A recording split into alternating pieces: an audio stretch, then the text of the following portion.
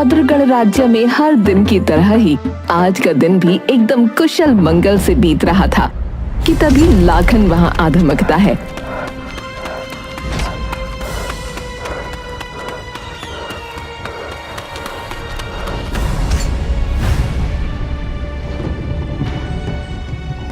रुको, कौन हो भाई साहब?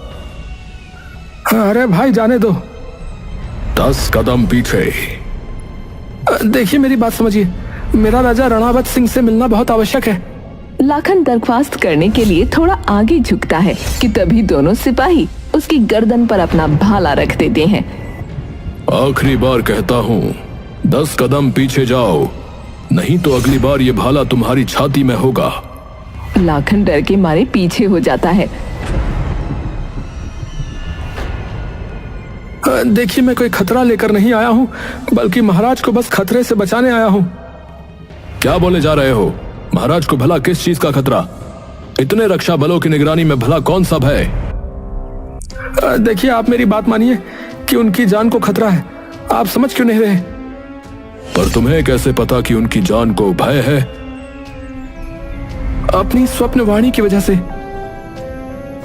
किसकी वजह से? स्वप्नवाणी। वो मैं समझ गया, पर मतलब क्या है? होता क्या है ये? मैं सब बता दूंगा, आप बस मुझे महाराज के पास ले जाइए। लेकिन खतरा अगर तुम ही हुए तो?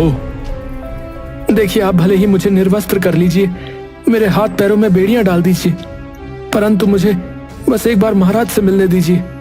ये सिर्फ महाराज का नहीं, बल्कि पूरे रौद्रगढ़ साम्राज्य पर आने वाले संकट का विषय है। चंदर और माऊ जी ये सुनते ही एकदम डर उठते हैं और गंभीर हो जाते हैं। माऊ जी, तुम अंदर जाओ और जाकर महाराज से इसके अंदर आने की अनुमति मांगो। माऊ जी तुरंत ही राज दरबार में महाराजा रणावत सिंह के समक्ष आ जाता है और झुककर उसका इस्तकबाल करता है। दरबार में मंत्री और राजा मौजूद होते हैं। महाराज की विजय हो। उठो।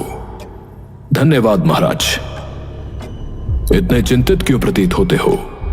महाराज, बाहर कोई ग्रामवासी आपसे मिलने आया है। क्यों? महाराज, उसका कहना है कि उसे लगता है कि आप पर और राज्य पर कोई संकट आने वाला है। क्या? पर मुझ पर कोई खतरा आने वाला है, इस बात का उसे कैसे पता? महाराज, वो कह रहा था कि उसको किसी स्वप्नवाणी की वजह से ये सब पता है। मंत्री जी, ये स्वप्नवाणी क्या होता है? इसका तो मुझे भी कुछ नहीं पता महाराज। ठीक है, प्रस्तुत करो उसे दरबार में। माऊ जी जाकर लाखन को महाराज के दरबार में ले आता है।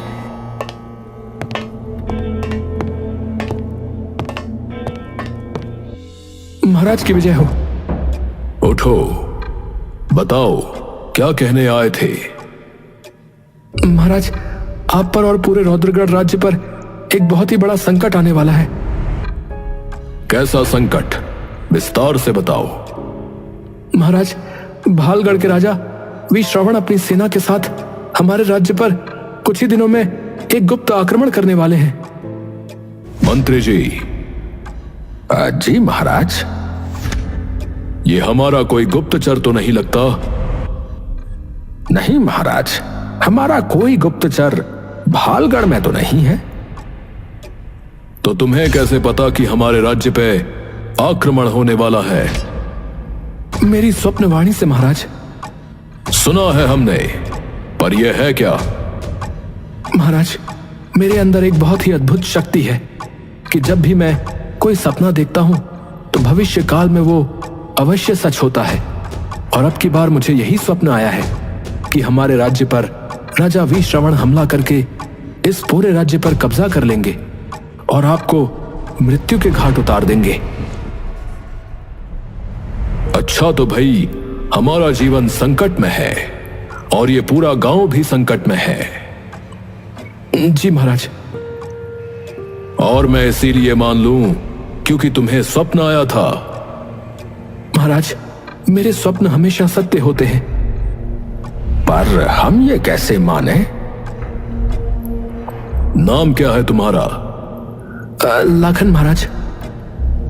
देखो लाखन, मात्र किसी एक मनुष्य के कहने पर मैं युद्ध की तैयारी शुरू नहीं कर सकता।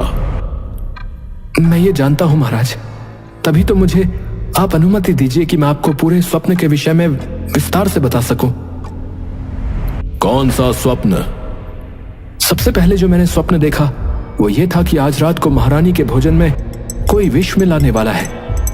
वो कौन है ये मुझे नहीं पता, पर जब महारानी वो खाना खा लेती हैं तो दुर्भाग्यवश उनकी मृत्यु हो जाती है। और जब पूरा राज्य और खासकर आप महाराज इस शोक में डूबे होते हैं तो इसी बात का फायदा उठाकर वीर श्रवण अपनी पूरी सेना समेत इस पूरे राज्य पर हमला कर देते हैं।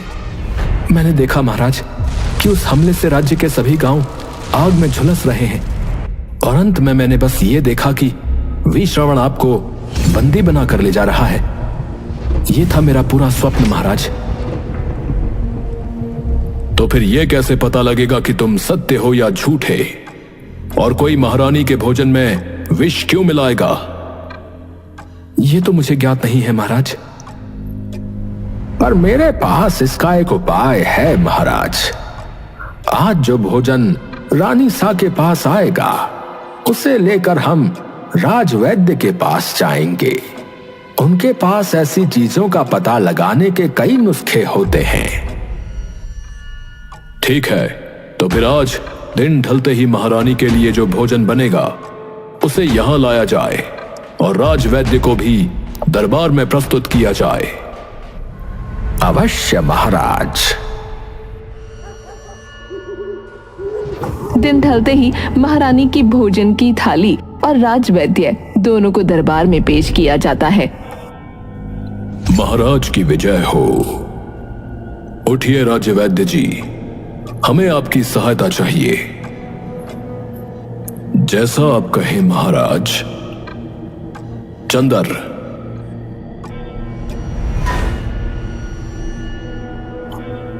हमें कहीं से पता लगा है कि इस भोजन में किसी तरह का विष मिला है, तो क्या आप इसकी जांच करके बता सकते हैं? अवश्य महाराज।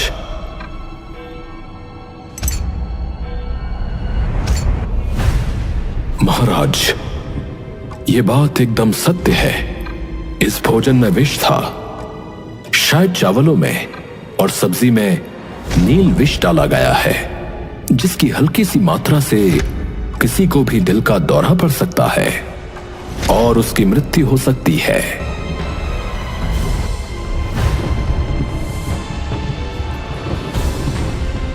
चंदर, जाकर उस लाखन को हमारे सामने प्रस्तुत करो। जो आज्ञा महाराज।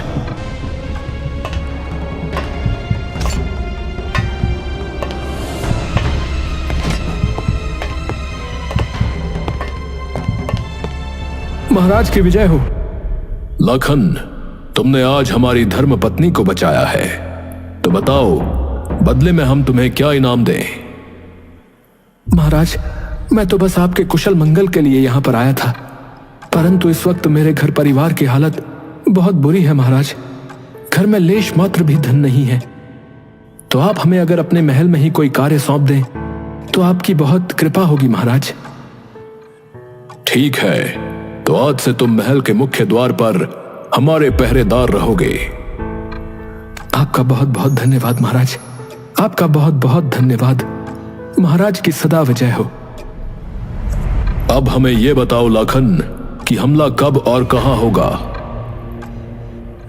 ये तो मुझे नहीं पता महाराज कि कब होगा, परंतु उनकी सेना पीछे की ओर से हमला कर रही थी। ठीक है मंत्री जी, पीछे के द्वार पर सेना बढ़ा दी जाए और सेना के हर व्यक्ति को कहो कि तैनात रहे। जी महाराज। पर महाराज, एक और समस्या है। वो क्या? कि महारानी के भोजन में विष मिलाया किसने? अरे हां मंत्री जी, रसोई के हर एक व्यक्ति से, हर एक दासी से कड़ी पूछताछ की जाए, विशेषकर उससे जिसने आज महारानी का भोजन बनवाया। अवश्य महाराज। ठीक है लाखन, अब तुम जा सकते हो। महाराज की विजय हो, महाराज की विजय हो। लाखन उसी दिन से अपनी पहरेदारी में लग जाता है। कुछ दिन तक यूं ही महल पर कड़ी पहरेदारी रहती है और रोज रात को मुख्य द्वार पर लाखन पहरेदारी करता है। एक रात यूं ही जब पूर्णिमा की रात होती है, लाखन मुख्य द्वार पर पहरेदारी कर रहा होता है कि तभी आधी रात होते ही उसकी आंखें नींद से बंद होनी शुरू हो जाती हैं। थोड़ी देर जरा बैठ जाता हूं। पर लाखन जैसे ही बैठता है तो न जाने कब उसकी आंख लग जाती है। फिर उसे एक सपना आ जाता है। इतनी शीघ्रता में क्यों बुलाया है फिर से? कल तो हम हमला करने के लिए आने ही वाले थे। राजा वीर श्रवण से कहो कि अभी आक्रमण ना करें, क्योंकि राणावत सिंह को हमारे आक्रमण का भेद पता लग चुका है। यहां पहरेदारी और युद्ध की पूरी तैयारी है, तो हमें अपनी योजना बदलनी होगी। कैसे? तुम मेरे साथ धीर को भेज दो, मैं इसे अपने कक्ष में छुपा दूंगा। परसों दिवाली है, सभी जब हर्षोल्लास में होंगे तभी हम मौका देखकर राणावत सिंह को अगवा कर लेंगे। कर लोगे ये काम? जब मैं राणावत सिंह का मुख्य सेनापति बन सकता हूं तो मतलब मैं कुछ भी कर सकता हूं। और धीर का तो हम सबको पता ही है कि वो हमारे राज्य का सबसे श्रेष्ठ योद्धा है। कर लोगे धीर?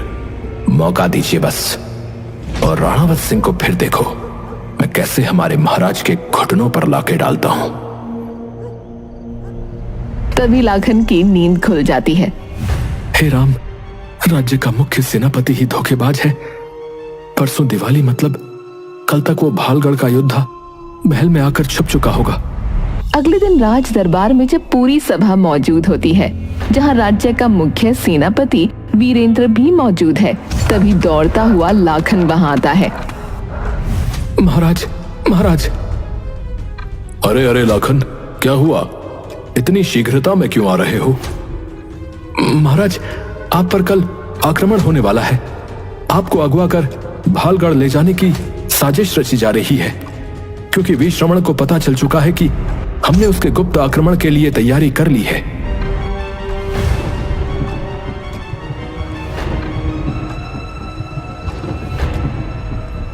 ये इससे कैसे पता? पर ये कैसे हो सकता है? उन्हें किसने बताया? यही तो मेरी समझ में नहीं आ रहा। लाखन, तुम्हें कैसे पता है इस बात का? स्वप्नवाणी महाराज, हमारे ही राज्य का एक बहुत ही भरोसेमंद व्यक्ति भालगढ़ का एक गुप्तचर है।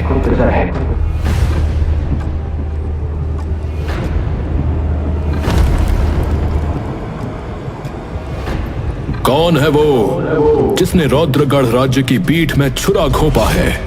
बताओ हमें। आप ही के मुख्य सेनापति वीरेंद्र। महाराज पर मानो एकदम से बिजली कौंध जाती है। क्या? ये क्या कह रहे हो लाखन? तुम्हें पता भी है?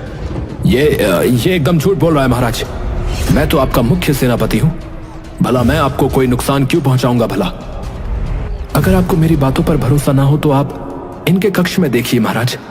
वहां इनके राज्य का एक योद्धा छुपा है जो कल रात ही आया है। ठीक है, सिपाहियों, जाओ और जाकर वीरेंद्र के कक्ष की जांच करो। महाराज, नहीं महाराज। चुप रहो। महाराज, सेना बल अधिक भेजिए महाराज। वो उनके राज्य का सबसे ताकतवर योद्धा है, तो आसानी से पकड़ा नहीं जाएगा। सभी सैनिकों को ले जाया जाए।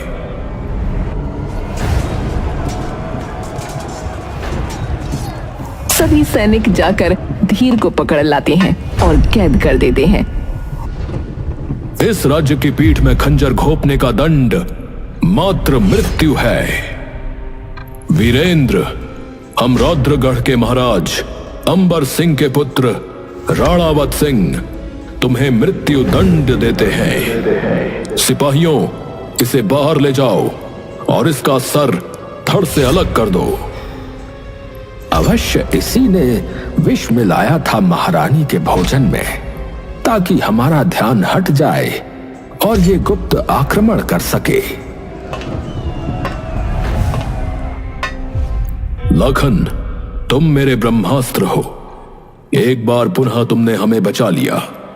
मेरा सौभाग्य महाराज। आज से मैं तुम्हें अपना मुख्य सेनापति घोषित करता हूं। धन्यवाद महाराज, धन्यवाद। राज्य में फिर से सब कुछ कुशल मंगल चलने लगता है कि तभी एक रात को लाखन को पहरेदारी करते करते नींद आने लगती है। चलो अब तो एक झपकी ले ही सकते हैं, अब कोई आक्रमण होने का भय भी नहीं रहा। लाखन जैसे ही सोता है तो फिर उसे एक सपना आता है। मंत्री जी अपने बिस्तर पर लेटे हैं और तभी वो उठते हैं और अचानक अपने सीने को पकड़ लेते हैं। कोई बचा लो। बस इतना कहकर मंत्री जमीन पर गिर जाते हैं। तभी लाखन की नींद टूट जाती है और अगले ही दिन वो मंत्री के पास पहुंच जाता है। मंत्री जी। अरे लाखन, आओ, बताओ भाई, क्या सूचना लेकर आए हो? मंत्री जी, कल मुझे आपका ही एक स्वप्न आया था, तो बस आपको सावधान करने आया हूं। क्या? आपको शीघ्र ही दिल का दौरा पड़ने वाला है, तो अपना ध्यान रखिए। क्या? लाखन वहां से बिना और कुछ कहे चला जाता है और मंत्री डरा हुआ वहीं पुतले की तरह जमे खड़े रहता है। अगली रात जब वो फिर से पहरेदारी कर रहा होता है तो उसे फिर से जोरों की नींद आने लगती है। चलो 2 घड़ी की नींद फिर से ले लेता हूँ। कल से पानी लेकर बैठूंगा ताकि नींद आते ही मुंह धो लूं, वरना महाराज मुझे टोक सकते हैं। पर चलो आज तो थोड़ी देर लेट ही जाता हूँ। पर जैसे ही वो आंखें बंद करता है उसे फिर एक सपना आ जाता है।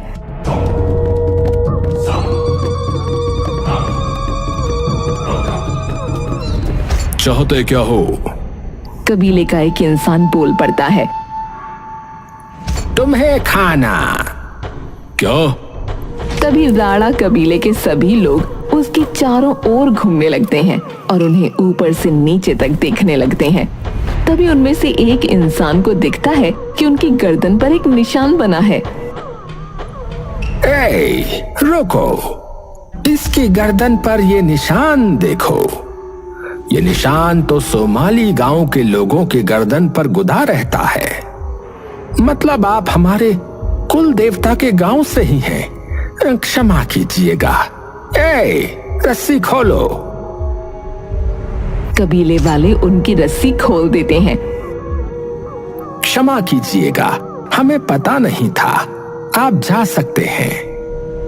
तभी लाखन की नींद खुल जाती है। अगले दिन जब महाराज शिकार पर जंगल की ओर जाने की तैयारी में होते हैं तभी लाखन उनसे बोलता है। महाराज रुकिए, आप आज मत जाइए जंगल। क्यों? क्योंकि वहां आपको राणा कबीले के लोग पकड़ लेंगे। मैंने अपने स्वप्न में देखा था। अरे एक तो तुम्हारे स्वप्न देखो। शिकार पर मैं जाऊंगा और आज रोकोगे तो कल जाऊंगा, तो कल भी पकड़ सकते हैं। वो तो कुछ और उपाय हो तो बताओ। ठीक है महाराज, आपकी बात सत्य है।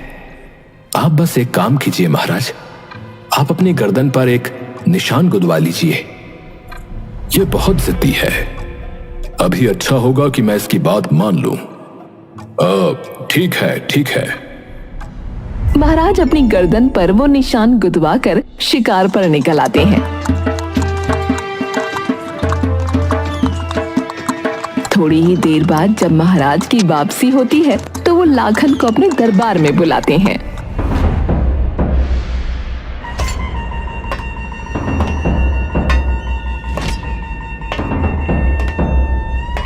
महाराज सब कुशल मंगल रहा? तुम्हारी कृपा से हां, सब कुशल मंगल रहा। मुझे सच में पकड़ लिया था, लेकिन तुम्हारे निशान ने जान बचा ली। लेकिन मैं फिर भी पूरी रात डरता ही रहा। मंत्री जी, अरे मंत्री जी किधर हैं? महाराज, मंत्री जी चल बसे। क्या? जी, न जाने किस चिंता में थे महाराज कि उनका ध्यान सीढ़ियों पर गया ही नहीं और वो सीधा चल दिए, और नीचे गिरते ही उनकी मृत्यु तुरंत हो गई। वृद्ध तो वो वैसे ही थे। महाराज आप आ जाइए, उनका अंतिम संस्कार आपको ही करना पड़ेगा।